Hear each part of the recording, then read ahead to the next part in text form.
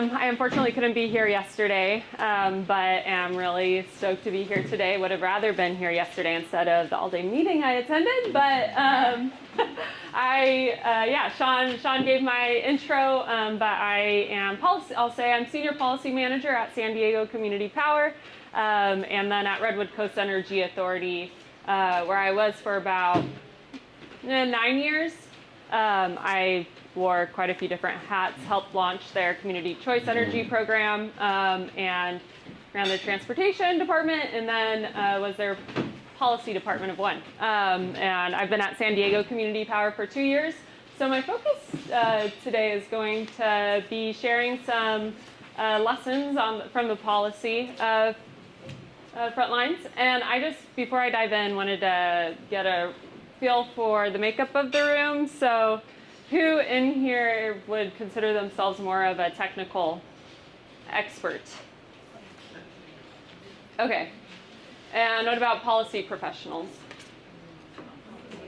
Okay. A little bit?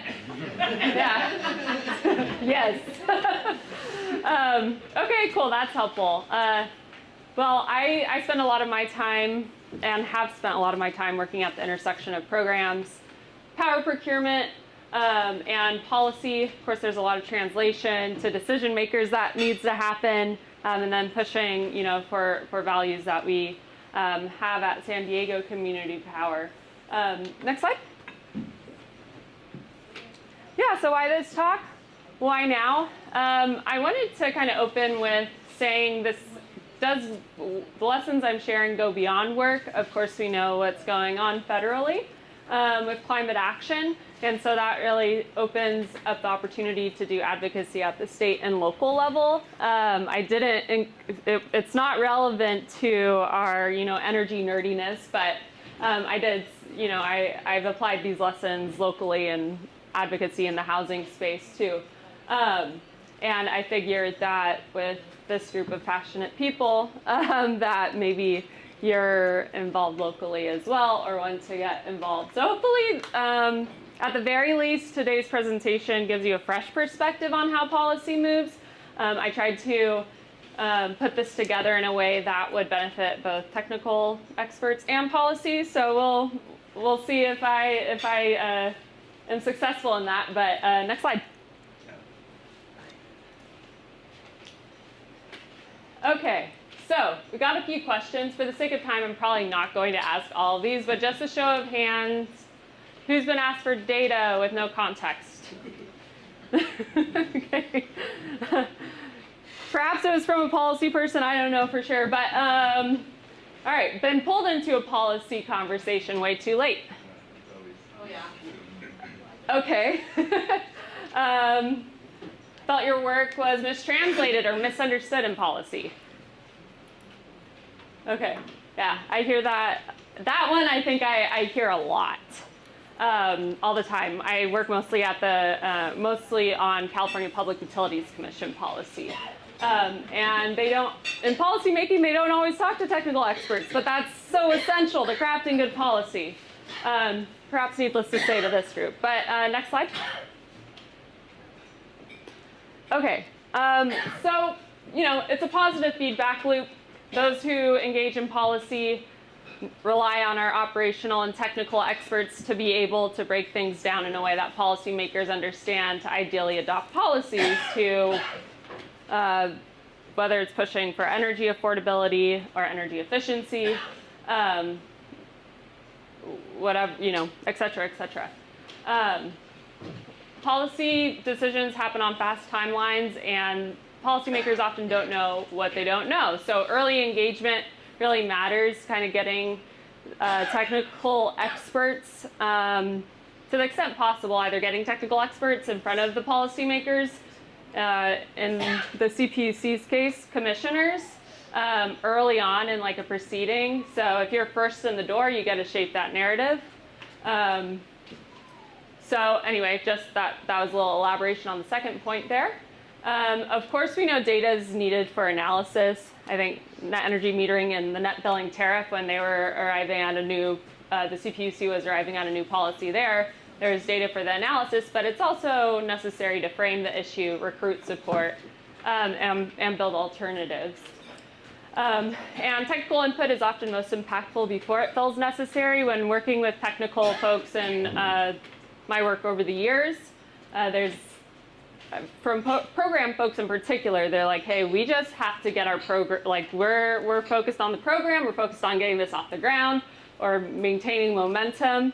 The policy decision that's coming a year from now, we can't think about that right now. However, a lot of the conversations we have are like, okay, here's the specifics of how the policy process works, and if you don't engage at the beginning, here's what you stand to lose. And then finally, you don't have to be a policy expert, just a trusted translator. I think, when meeting with commissioners or legislators and bringing in technical experts who can explain these nuances far better than me, rates being one of them, they really just sharing stories in plain speak goes a long way. Yeah? Is it okay to ask questions? Yeah. My experience has been with CEC and CPUC in particular, that these proceedings might be a 3-hour call every week for months, and it's just like, nobody got time to spend 3 hours a week on these calls. So how do technical experts engage in a way that's efficient? Like, at what point do we get in there, when it seems to be sort of unfocused that way and you don't have a team of lawyers? Yeah, I will say that working at Redwood Coast Energy Authority in particular, and even now at San Diego Community Power, we didn't have a team of lawyers. When it came to technical experts, like I was, there's also that bit about trusted translator. Usually there's, I think, that linkage between the policy professional, which is different than, sometimes, I guess, different than the legal professional, working with the technical expert. And so what that looks like for us, being mindful of how limited bandwidth like our technical experts have, is let either like share a report you've already written and I'll try to read, through that and really minimize the time I need to talk to a program or technical expert to get the information I need so I understand it and can translate it.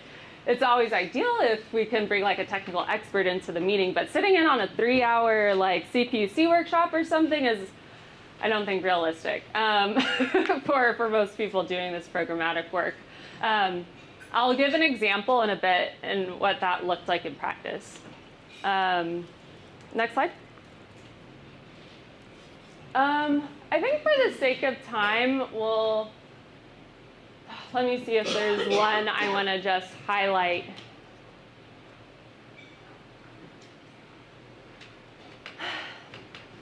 I think this one I hear often.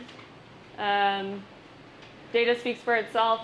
It needs framing and relevance. I think that's like super, of course, as one would probably assume, very prevalent in the legislative space. Next slide. Okay, so these are, case studies might be too strong of a word, but just wanted to share some of my experiences to add some tangibility to what I was kind of just introducing in the last few slides. Next slide. All right, so I'm going to present this as challenge, strategy, and takeaway. So this first one is when I was working on the net energy metering proceeding at the CPUC when they were working on arriving at the new tariff, which is known as the net billing tariff. Some of you may know it as the solar billing plan. But the challenge here was when the Public Utilities Commission released the decision or the proposed decision that would establish the new net billing tariff, they also spoke to the need to make these bills more understandable to customers. Net energy metering customers, of course, are usually like energy wonks anyway, but even then it's really hard to break down a bill. I just included, this is not even the full bill, but part of SDGE's guide online to breaking that down. Furthermore, the challenge really was the decision didn't speak to CCA customers, which their bill looks different than a regular, or not a regular, but than an investor-owned utility customer who gets their generation and delivery service from just one entity. So we call those unbundled customers. So we worked with the CPUC staff to discuss the issue, and we developed a working relationship. We were able to share information about what CCAs were doing on net energy metering. CCAs are not subject to the same requirements as the investor-owned utilities. So when the CPUC said, oh, your export compensation rate is set at this, that's for the investor-owned utilities. That wasn't for CCAs. So the CPUC had no idea what CCAs were doing. So what we did to help was we put together a table, asked other CCAs to provide the details of their tariff in a really kind of succinct, easy to understand way. And I think in turn what happened is that the staff, Energy Division staff, talked to the commissioner, which isn't always the case. In fact, it's usually not the case that you have staff who has that more technical expertise talking to the decision maker. And so my experience as a policy person is needing to bring those individuals into the commissioner meetings or the meetings with the commissioner offices if the commissioner can't attend. So I hit on that second point. This third point, recruited billing subject matter experts to help develop explicit and specific alternative language. So we wanted a change in the decision language. The surgical fix was just redlining the decision. Here's the new language, so it's easy for them to just copy and paste into the final. High-level talking points are maybe easy to understand, but when it comes to getting the fix you want, providing the language is really what you want to make it as easy for them as possible. And so the subject matter experts, what I did is I just invited them to the meeting. I drafted the materials for the presentation, but it was, a half-hour meeting, and they were able to answer all the technical questions, and beyond that, their time wasn't needed. So that, the one other lesson I'll share on this before I move on is that the commissioners themselves or their staff, I used to assume, oh, they're making decisions on this policy, so they really know everything, precedent related to this. Nope, there's a lot of turnover with staff, and so over the years I've learned, okay, let's start with the basics, and they really appreciate that education, and it's also fundamental to them, accepting whatever your proposal is. Anything else here? Yeah, and there was also the last part. We met with President Alice Reynolds' staff twice on this issue, and they asked us to distribute a written ex parte as well. So there's a lot of visibility, and we got the language changed. Next slide. Okay, regional energy networks, early educator. I've had the privilege of working on the regulatory side of getting 2 regional energy networks approved. One was the REN up here, Northern Rural Energy Network, originally known as Rural REN. But basically, here we were asking the CPUC to authorize multi-million-dollar budgets and portfolios for 2 new energy efficiency administrators. These were a few years apart, mind you. And so here, we educated the commissioners really early on, right after we submitted the business plan, which is a huge document explaining our budget and all of our programs, the local market. And so they really appreciated that up front. Even before they had a chance to read it. And if you get in there early, again, you get in there before anyone else, you can frame frame the issue for them and then get the outcome you're desiring. I already touched on the second one. Don't expect that these decision makers have read documents or reports or have an understanding of the issues. We avoided legalese. And when I say that is I've run into a lot of other policy professionals who feel like they need to bring in lawyers to these meetings. I've found they're more candid and open up more if you don't bring the lawyers in. It kind of puts them on the defense, at least the staff I've interacted with. So, and it's a lot less expensive to engage that way, right? So we focused on clarity, storytelling, and human connections. We talked about the communities that our regional energy networks would serve, what problems they were facing, really like the human side of it resonated because regional energy networks are all about bringing energy efficiency to underserved and hard to reach communities. So talking about what San Diegans or Humboldt County residents, what challenges they were facing and not getting served by the investor-owned utility, not getting those energy efficiency services. This is, that really resonated with them. And then, of course, like you want to research who you're meeting with. Yeah. Sorry. Oh, yeah. So I was going to finish on the slide, but so I understand about avoiding legalese, but when you're focused on the clarity and the storytelling with community connection, is it actually people from the community that are doing that storytelling, or are you telling people's stories? How often is the community in those involved into it? Yeah, so I'll say in this instance, I was sitting in the room, but we had two of the leads on the program who are members of the community and have been involved with, worked with CBOs for 10 plus years, and have lived in the community for a long time. So that's really what that looked like. Ideally, it would be, we would have been able to bring in a CBO representative. That would have been a way to improve upon what we're doing. Yeah. And thanks for asking, because planting that seed. Yeah. You might be addressing this, but I'm curious, congrats on the approval of the RENs. It's a huge effort. Are you concerned about the future, given, okay, great. Are you going to touch on that? Okay, a little bit, yeah.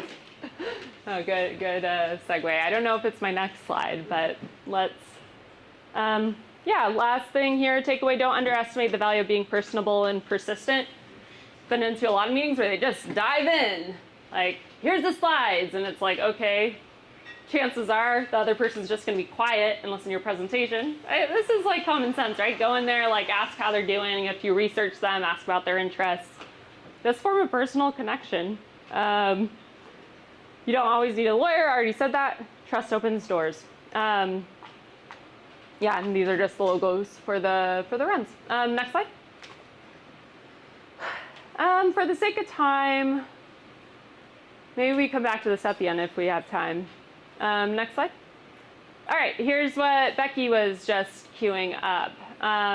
So energy efficiency legislative engagement, the early bird.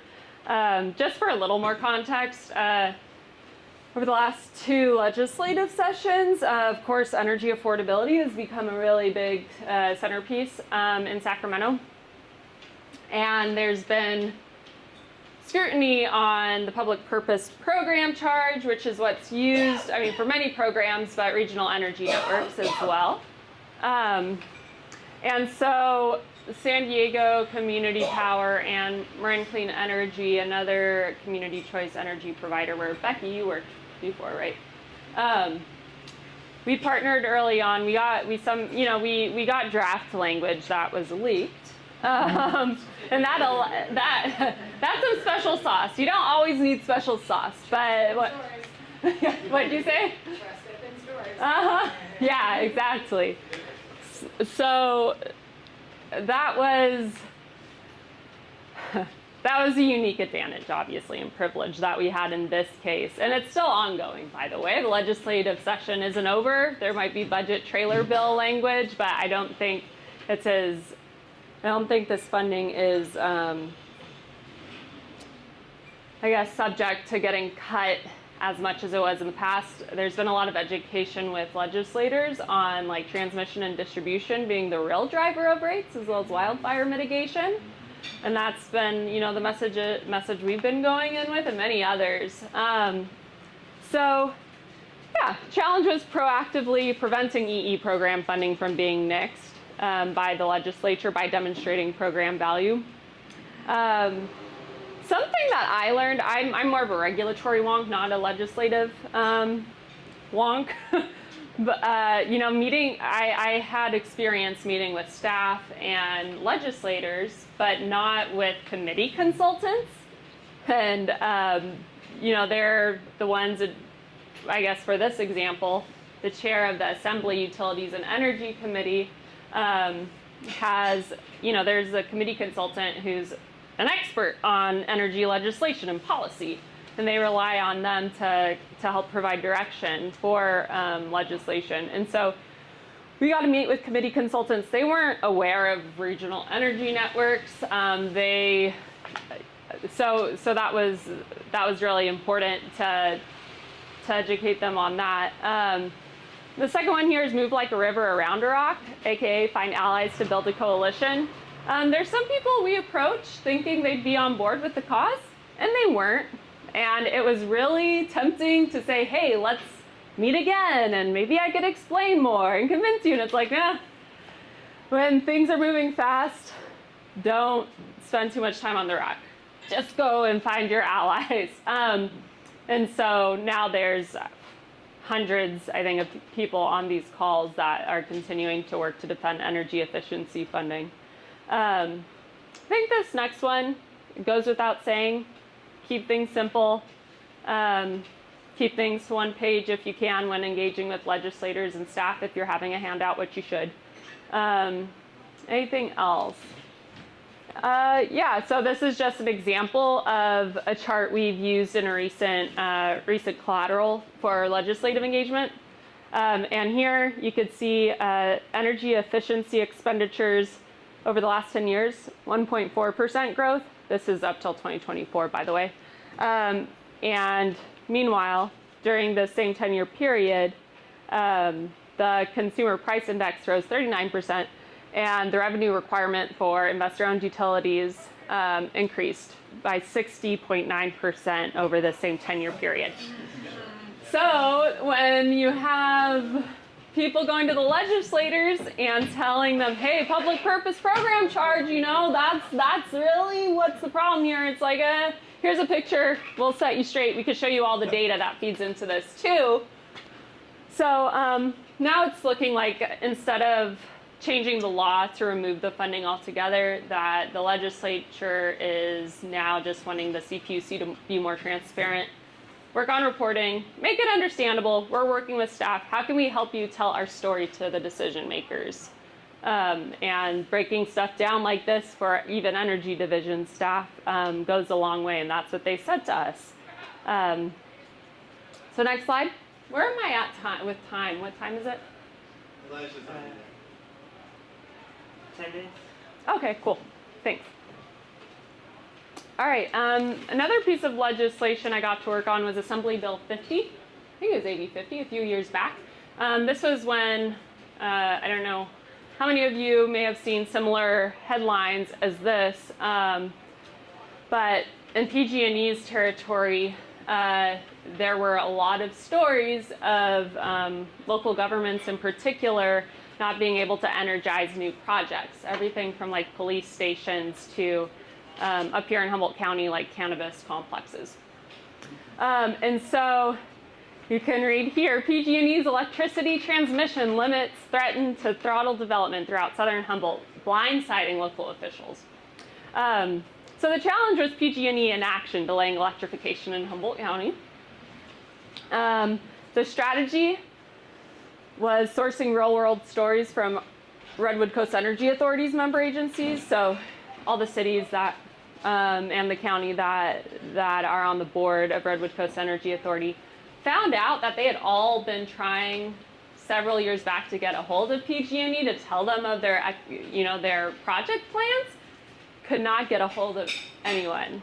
And so, this was another exercise where I just had a spreadsheet. I was calling people, putting those stories down, and then other community choice aggregators were doing the same thing.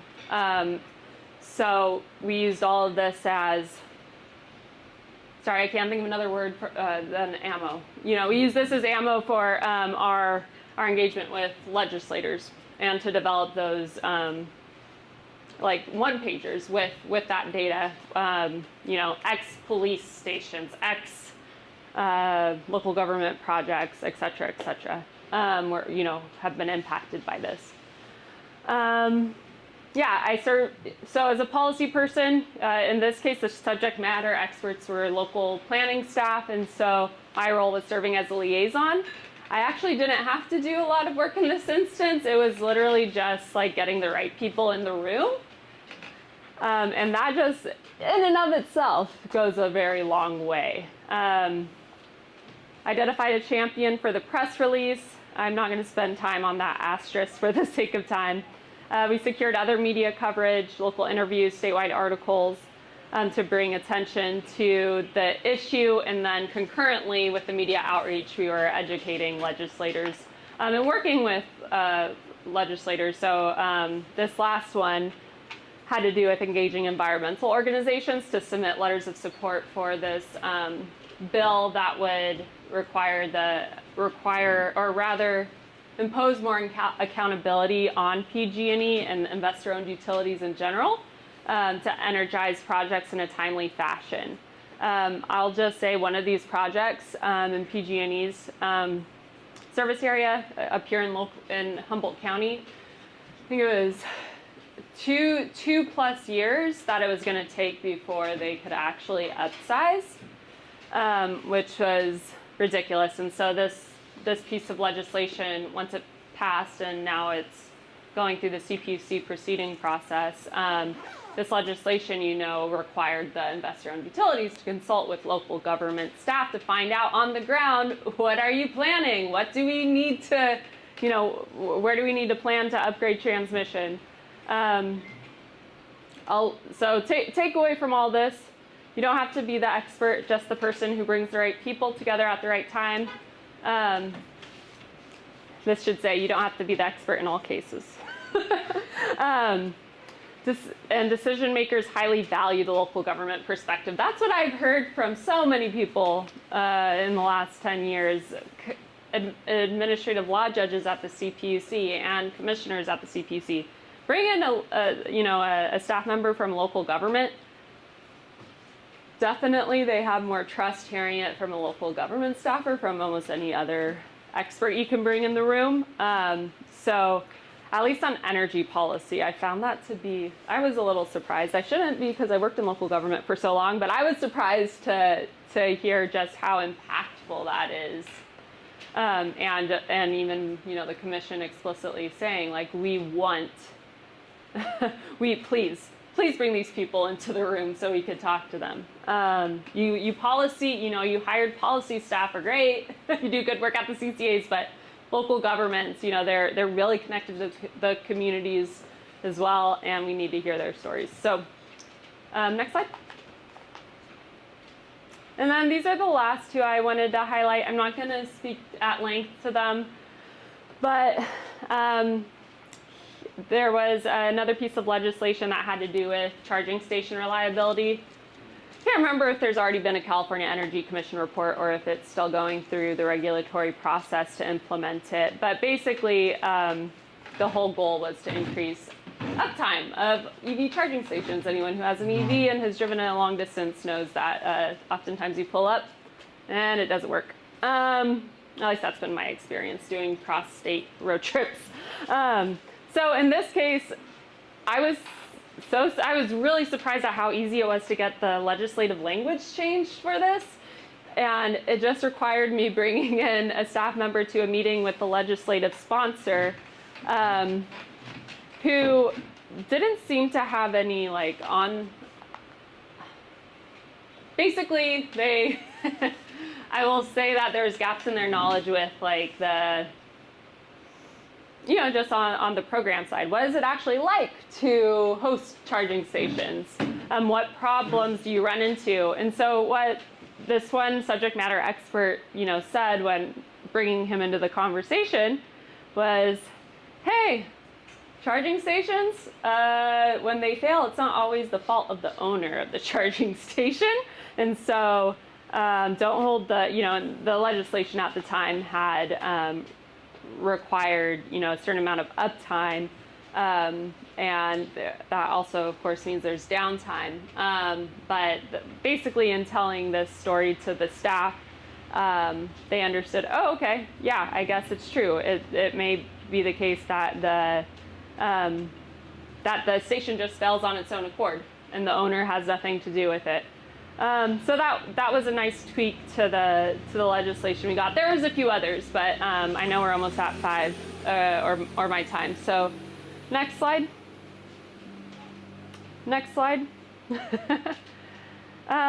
Yeah, again, just bringing it back around to, even if your work isn't super grounded in policy, or you're not the person who gets pulled into policy discussions as an SME, if you're wanting to, run for a school district or sit on a school district board or just put pressure on a school district to change its policies, these are great applicable lessons. Same with city council, board of supervisors, et cetera, et cetera. The tools of strategic advocacy are universal. Listen, frame, connect, repeat. Next slide. Okay, so I'll treat this as my last slide. I think it might be anyway. So I'll add another one. What's one thing I didn't say that you personally think is huge and really important to know if you're engaging in strategic advocacy? Yeah. So the last thing you said was listen, connect. Frame.